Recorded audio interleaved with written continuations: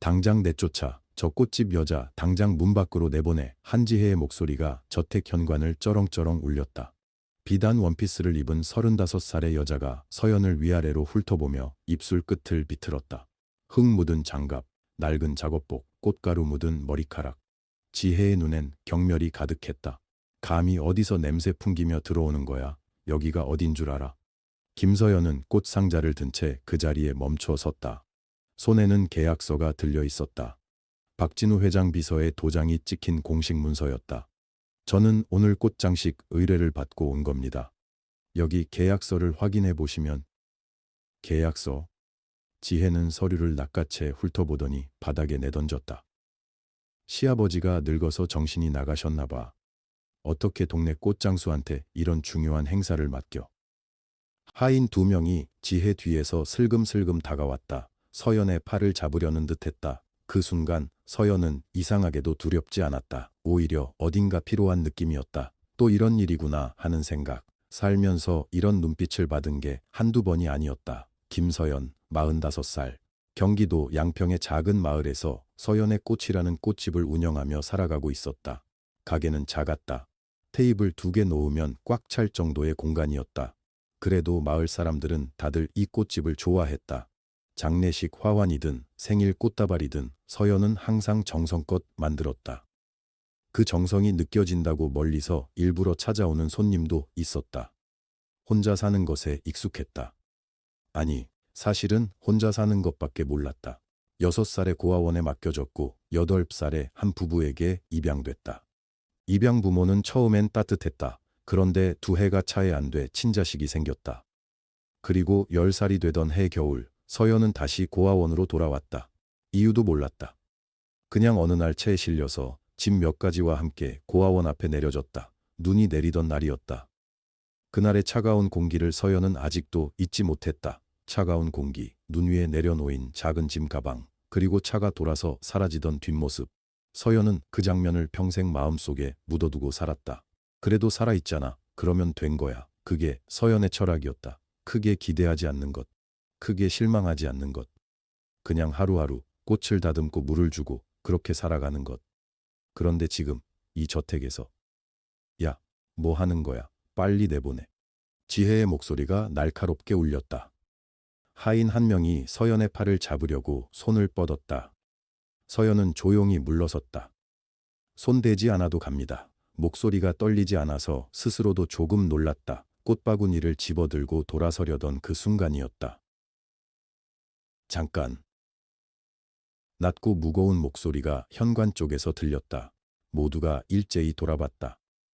현관 계단 위에 한 남자가 서 있었다.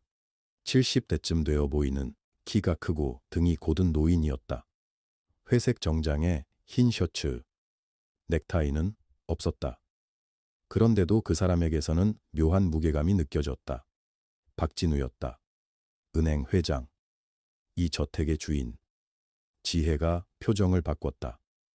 아까의 날카로움은 사라지고 금세 부드러운 미소가 얼굴에 번졌다. 아버님, 저 사람이 갑자기 들어와서. 지혜 씨. 박진우는 지혜를 보지 않았다.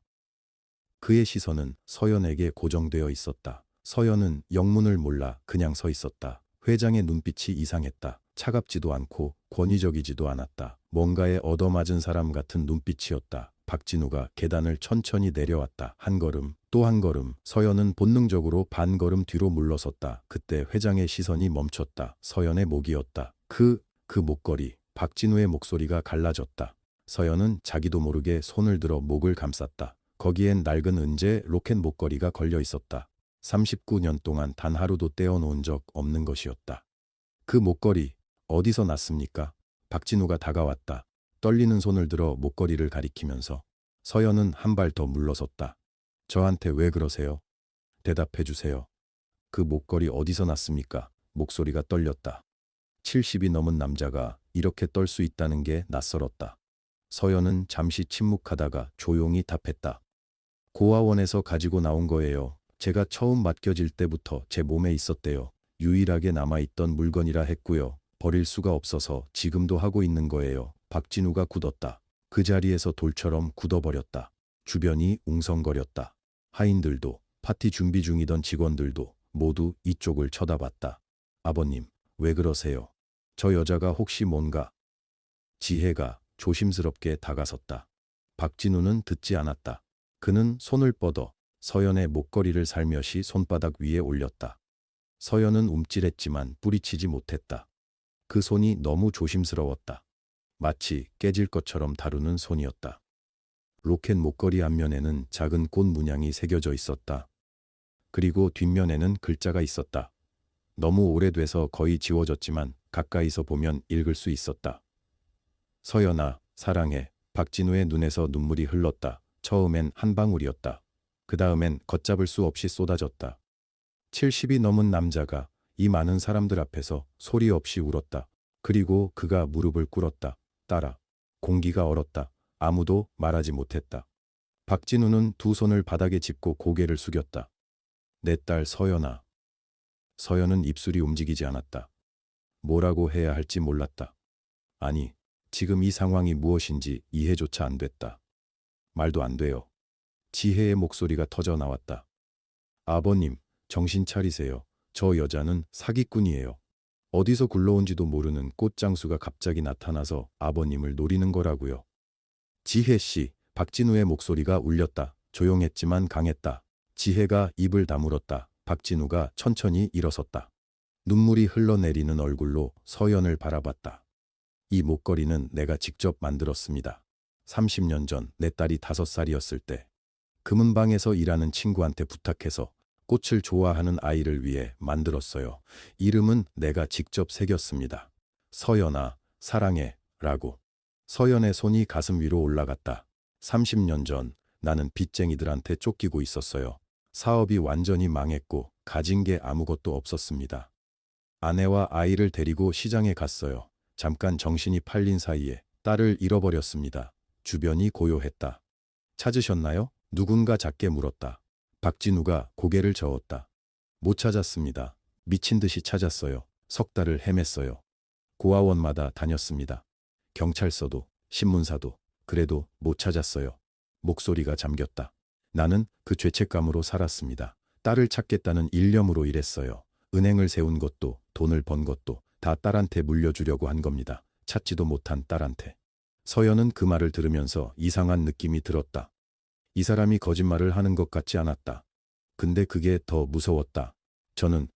서연은 천천히 입을 열었다. 저는 그냥 꽃집 주인이에요. 아버지가 누군지 모르고 찾으려 한 적도 없어요. 저한테 부모님이 계셨다면 그분들이 저를 버린 거잖아요. 저는 그냥 목이 메었다. 그냥 혼자 사는 게 익숙한 사람이에요. 박진우가 서연의 눈을 바라봤다. 그 목걸이 열 수 있습니까? 서연은 멈췄다. 열어본 적이 없었다. 로켓 목걸이 옆면에 작은 걸쇠가 있다는 건 알았다. 한번 열어보려 한 적도 있었다. 그런데 오래되어 녹이 세운 건지 꼼짝도 하지 않았다. 열려고 해봤는데 안 열렸어요. 안에 사진이 있을 겁니다. 박진우의 목소리가 낮게 깔렸다. 내가 직접 넣었습니다. 5살짜리 내 딸 사진, 그리고 내 아내 사진. 그 사진이 아직 안에 있다면. 서연은 손을 들어 목걸이를 꽉 쥐었다. 심장이 빠르게 뛰었다. 39년 동안 한 번도 열지 못했던 것, 그 안에 무언가가 있다고 한다. 제가 이걸 열어야 합니까? 박진우가 고개를 끄덕였다. 억지로 열 필요는 없습니다. 하지만 그 안에 있는 게 진실을 말해줄 겁니다. 그때였다. 뭘 열어요? 날카로운 목소리가 들렸다. 한지혜였다. 그녀는 팔짱을 낀 채 서연 앞에 섰다. 아직도 이 집에 있어요. 뻔뻔하게. 지혜야, 회장이 낮게 불렀다. 아버님, 이 여자가 뭘 하는 건지 안 보이세요? 저 목걸이 어디서 샀는지 알아요? 인터넷에서 파는 빈티지 액세서리예요. 오래된 것처럼 꾸며서 팔아요. 저 다 알아봤어요. 서연은 아무 말도 하지 않았다. 당신, 처음부터 계획한 거죠? 회장님 재산 노리고 접근한 거잖아요. 지혜, 이번엔 더 차가운 목소리였다. 그만해. 아버님, 내 딸 앞에서 그 입 다물어. 지혜의 얼굴이 일그러졌다. 딸이요. 이 여자가 딸이라는 증거가 있어요. 목걸이 하나 들고 와서 딸이라고 하면 다 딸이에요. 저 사기꾼 아니에요. 회장은 지혜를 한참 바라보다가 천천히 입을 열었다. 좋아, 그렇게 확인하고 싶으면 검사하자. 무슨 검사요? DNA 검사. 지혜의 눈이 빛났다. 그거 좋죠. 해봐요. 아버님, 저도 그걸 원했어요. 민준이한테도 얘기할게요. 민준은 회장의 아들이었다. 지혜의 남편. 그는 옆에서 조용히 서 있었다. 표정이 복잡했다. 서연 씨는요? 회장이 조용히 물었다. 서연은 잠시 망설였다. 원래대로라면 거부해도 됐다. 아버지를 찾고 싶지 않았다. 이 집안에 끼어들고 싶지도 않았다. 그런데 할게요. 서연이 말했다. 검사할게요. 진실이 뭔지는 저도 알고 싶으니까요. 지혜가 비웃었다. 잘 생각했어요. 결과 나오면 알아서 꺼지겠죠. 서연은 그 말에 아무 대답도 하지 않았다. 그냥 가방을 들었다. 그리고 저택 문을 나섰다. 며칠이 흘렀다. 서연은 꽃집에서 평소처럼 일했다. 아침에 꽃을 다듬고 손님을 맞고 저녁에 가게 문을 닫았다. 그 사이사이에 생각이 왔다. 로켓 목걸이 안에 사진이 있다고 했다. 내가 직접 넣었다고 했다. 그 말이 머릿속을 맴돌았다. 일주일 뒤 회장의 비서에게서 전화가 왔다. 검사 결과가 나왔습니다. 회장님이 직접 전해드리고 싶다고 하십니다. 서연은 잠시 말이 없었다. 알겠어요. 저택 응접실이었다. 회장이 앉아 있었다. 민준도 있었다. 그리고 지혜도 있었다. 지혜는 팔짱을 낀 채 창가에 서 있었다. 이미 이긴 것처럼 여유로운 표정이었다. 비서가 서류를 내밀었다. 회장이 서연에게 건넸다. 읽어보십시오. 서연은 서류를 받아들었다. 손이 조금 떨렸다. 눈이 숫자 위에서 멈췄다. 친자 관계 확률 99.9%. 숨이 멎는 것 같았다. 이게 맞습니다. 회장의 목소리가 갈라졌다. 당신이 내 딸입니다. 침묵이 흘렀다. 그때 지혜가 콧방귀를 뀌었다. 웃기네. 검사도 조작할 수 있어요. 돈 있으면 다 되는 거 알잖아요. 민준이 작게 말했다. 지혜야. 오빠는 가만히 있어. 이 여자가 우리 재산을 노리고 있다고. 우리가 받을 유산을 다 가져가려는 거잖아. 회장이 지혜를 봤다. 눈이 싸늘했다. 지혜야. 네? 그 목걸이. 회장이 서연에게 시선을 돌렸다. 여기 와서 한번 열어봅시다. 내가 도와드리겠습니다. 서연은 일어나 회장 앞에 섰다. 회장이 노련한 손으로 로켓 옆면에 작은 걸쇠를 눌렀다. 오래된 금속이 저항했다.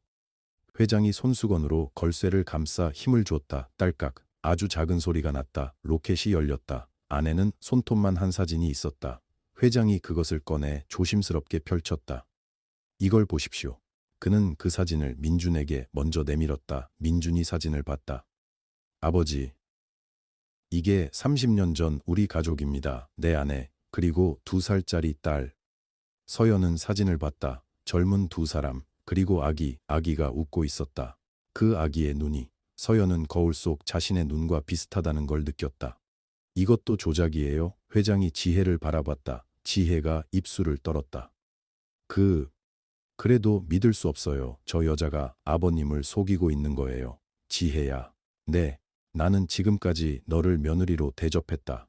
회장의 목소리는 낮고 조용했다. 그게 오히려 더 무서웠다. 하지만 오늘로 끝이다. 예? 민준아. 네, 아버지. 이 집안에서 며느리 자리는 없다. 이혼 수속을 밟아라. 지혜의 얼굴이 하얗게 질렸다. 그게 무슨 말이에요, 아버님. 저한테 왜 이러세요? 너는 처음부터 이 집안의 돈을 보고 들어왔다. 내 아들을 사랑한 게 아니라. 아니에요. 민준 오빠를 사랑해요. 그 사랑이 진짜라면 남편 앞에서 증명해. 하지만 넌 지금 재산만 걱정하고 있어. 지혜가 울음을 터뜨렸다. 이럴 순 없어요. 이게 말이 돼요? 저 여자 하나 때문에 저를 내쫓아요. 나가라. 회장이 말했다. 짧고 단호하게. 지금 당장. 지혜는 울부짖으며 응접실을 나갔다. 민주는 그 뒷모습을 바라보다가 조용히 방을 떠났다. 응접실에는 회장과 서연만 남았다. 회장이 탁자 위에 봉투를 집었다. 서연 앞에 내밀었다. 이게 뭐예요? 은행 지분 이전 서류입니다. 서연이 굳었다. 내가 보유한 지분의 절반을 당신 이름으로 옮기는 서류예요. 30년 동안 주지 못한 것들을 이제라도 돌려주고 싶습니다. 서연은 그 봉투를 봤다. 그리고 밀어냈다. 됐어요. 서연 씨. 됐다고요. 서연의 목소리가 떨렸다. 저 그런 거 필요 없어요. 돈도 지분도 아무것도. 하지만 왜 진작 찾지 않았어요? 말이 터져 나왔다. 30년이요? 30년 동안 뭘 하셨어요? 찾았습니다. 매일 찾아. 저는요. 서연은 눈물이 차오르는 걸 느꼈다. 참으려 했지만 안 됐다. 저는 10살에 양부모한테 다시 버림받았어요. 다시요. 두 번째로. 회장이 굳었다. 그 사람들이 처음엔 잘해줄 것 같았어요. 근데 동생이 생기고 나서 저한테 짐이라고 했어요. 고아원으로 돌려보내려 했는데 고아원에서도 안 받아줬어요. 그래서 저는 목이 막혔다. 거리에서 잤어요. 10살 때 골목 구석에서 혼자. 서연, 지금 서류 내미시면 안 되죠. 서연의 눈에서 눈물이 흘렀다. 저는 아직 당신을 용서할 수 없어요. 전혀요. 회장은 입을 열지 못했다. 서연은 떨리는 손으로 눈물을 닦았다. 집에 가세요. 서연 씨. 제발. 서연의 목소리가 갈라졌다. 제발 그냥 가주세요. 회장은 무너지듯 고개를 숙였다. 알겠습니다. 그가 천천히 몸을 돌렸다. 하지만 몇 걸음 못 가서 멈춰 섰다. 한 가지만. 회장이 비서를 봤다. 강 비서. 예, 회장님. 가져와. 지금요. 지금. 비서가 차로 달려갔다. 잠시 후 큰 박스 2개를 들고 돌아왔다. 회장은 그걸 서연 앞에 조심스럽게 내려놓았다. 이게 뭐예요? 30년입니다. 회장의 목소리가 떨렸다. 제가 30년 동안 해온 일들이에요. 서연은 박스를 봤다. 열어보세요. 제발. 서연은 천천히 첫 번째 박스를 열었다. 파일이 가득했다. 수백 개의 파일. 237곳입니다. 회장이 말했다. 전국 고아원 237곳. 제가 매달 기부한 곳들이에요. 서연은 파일 하나를 꺼냈다. 해맑은 고아원 30년간 총 기부금 10억 원. 다른 파일. 푸른 하늘 고아원 30년간 총 기부금 9억 원. 모든 곳에 당신 사진을 보냈어요. 김서연이라는 이름을 가진 아이가 있으면 연락 달라고. 매달 30년 동안. 서연의 손이 떨렸다. 또 다른 파일을 열었다. 김서연 14살 부산 확인 결과. 타인 김서연 22살 대구 확인 결과. 타인 김서연 17살 인천 확인 결과. 타인 수백 건, 수천 건.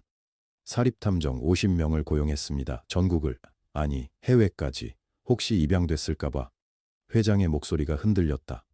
제보가 들어올 때마다 달려갔어요. 매번. 단 한 번도 빠짐없이. 서연은 파일을 넘겼다. 사진들이 쏟아졌다. 다른 아이들의 사진. 모두 비슷한 나이, 비슷한 얼굴. 다 아니었어요. 단 한 명도. 하지만 포기할 수 없었어요. 서연은 두 번째 박스를 봤다. 그건 회장이 말을 잇지 못했다. 서연은 천천히 뚜껑을 열었다. USB 메모리가 들어있었다. 그리고 작은 메모지. 서연이 생일 영상 1년차부터 30년차까지. 뭐예요 이게? 당신 생일날마다 찍은 겁니다. 회장의 눈에 눈물이 맺혔다. 혼자 케이크 앞에서. 서연은 USB를 꺼냈다. 손이 떨렸다. 강 비서 노트북. 비서가 재빨리 노트북을 꺼냈다. 서연은 USB를 꽂았다. 파일이 떴다. 1년차. 서연이 6번째 생일 클릭했다. 화면이 켜졌다. 작은 원룸이었다. 낡은 테이블 위에 케이크 하나. 그리고 젊은 박진우가 앉아 있었다. 지금보다 훨씬 젊었다. 하지만 눈빛은 텅 비어 있었다. 서연아, 화면 속 회장이 말했다. 오늘 내 생일이야. 6살. 아빠가 꼭 찾을게. 목소리가 갈라졌다. 미안해.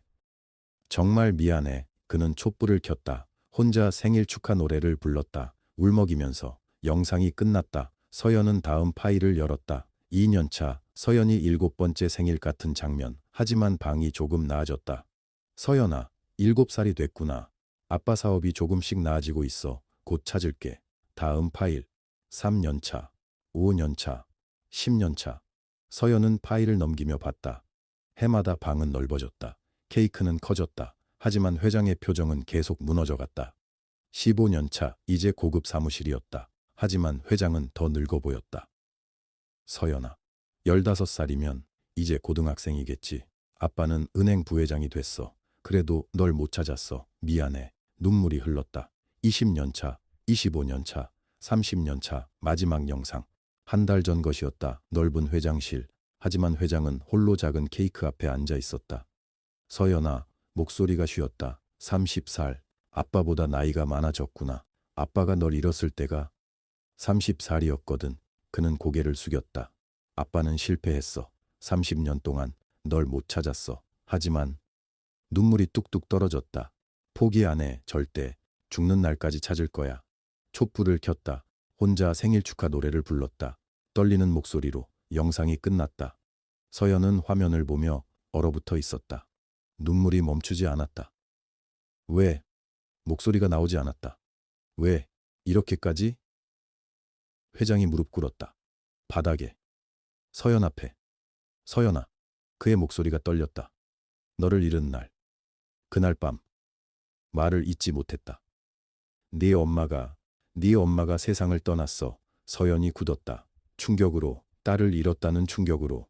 회장의 눈에서 눈물이 쏟아졌다. 내가 지키지 못했어. 너도 내 엄마도 내가 다 죽인 거야. 아니. 맞아. 회장은 바닥에 이마를 댔다. 내 죄야. 평생 갚아도 모자라. 알아. 서연은 그를 봤다. 무너진 노인을. 한때 모든 걸 가졌을 남자를. 하지만 가장 소중한 걸 잃은 아버지를. 용서는. 서연의 목소리가 갈라졌다. 용서는 쉽지 않아요. 알아. 당장은 못해요. 알아. 회장은 고개를 들었다. 눈물 범벅인 얼굴로. 그래도 돼. 평생 속죄할게. 네가 용서할 때까지. 무슨, 매일 올게. 회장이 일어섰다. 네 꽃집 앞에.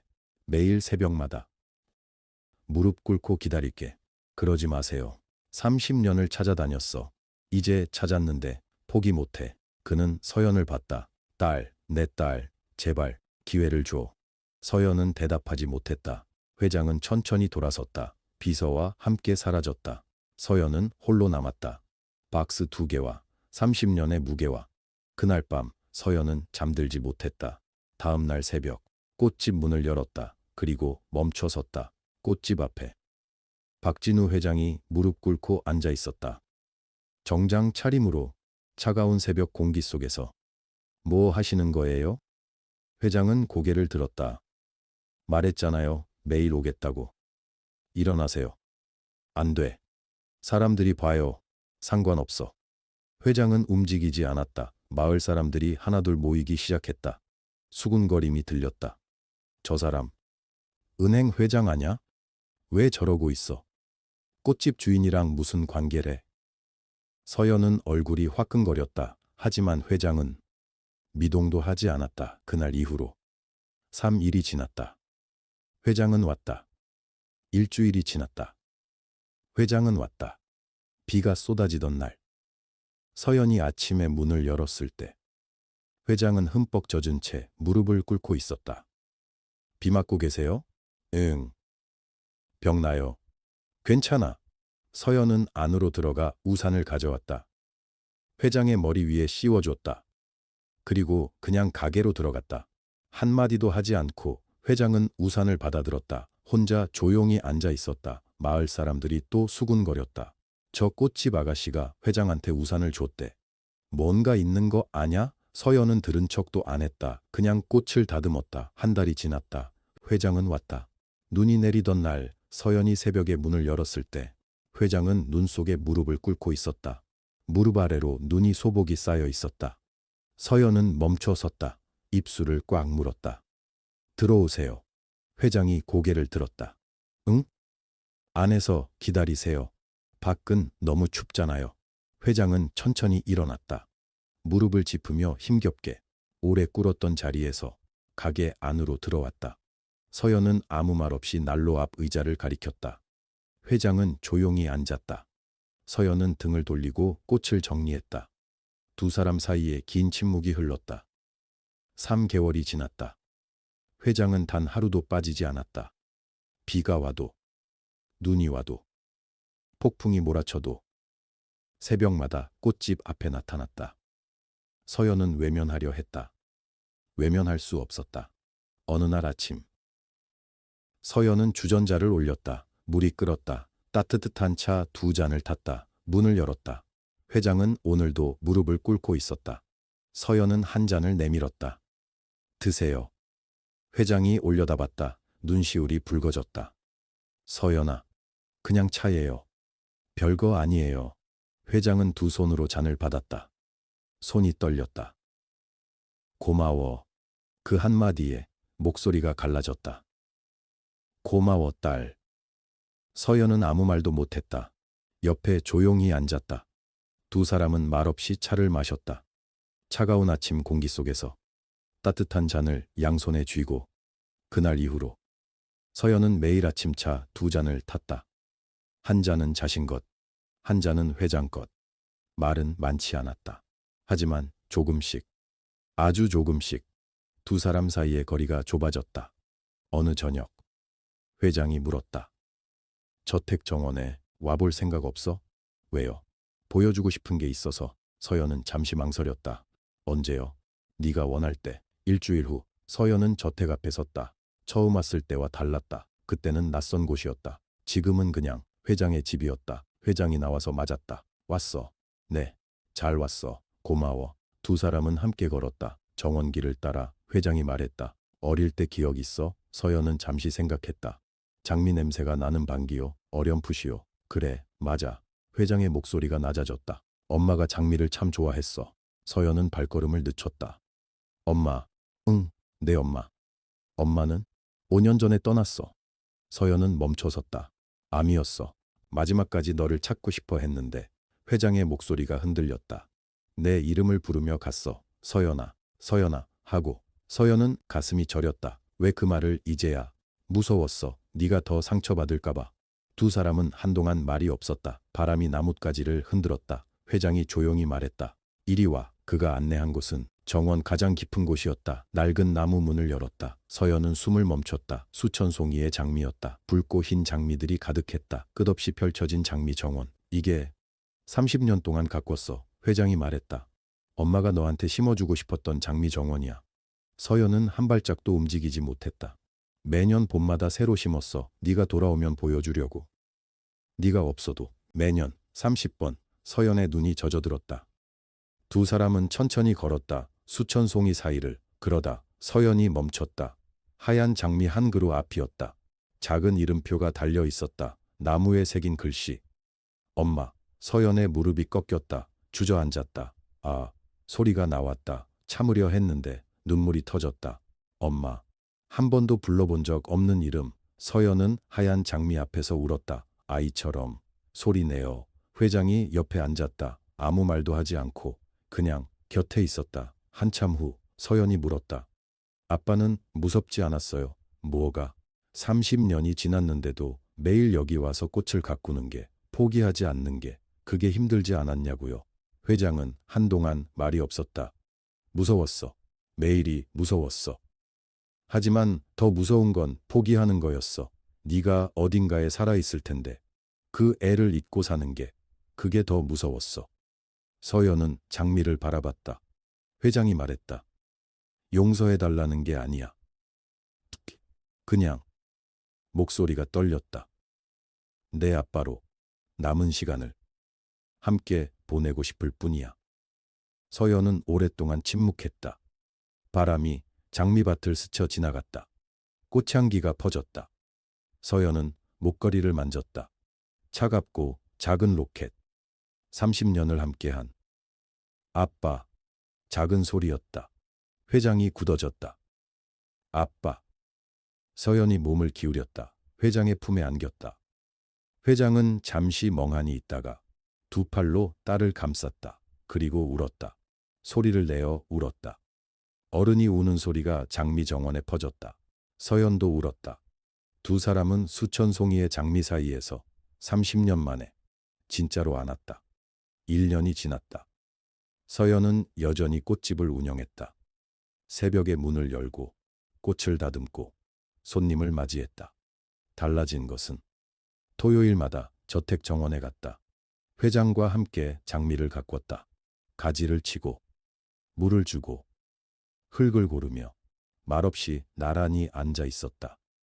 처음에는 어색했다. 이제는 자연스러웠다. 어느 날 회장이 서류 봉투를 건넸다. 이게 뭐예요? 은행 지분 절반. 서연은 봉투를 밀었다.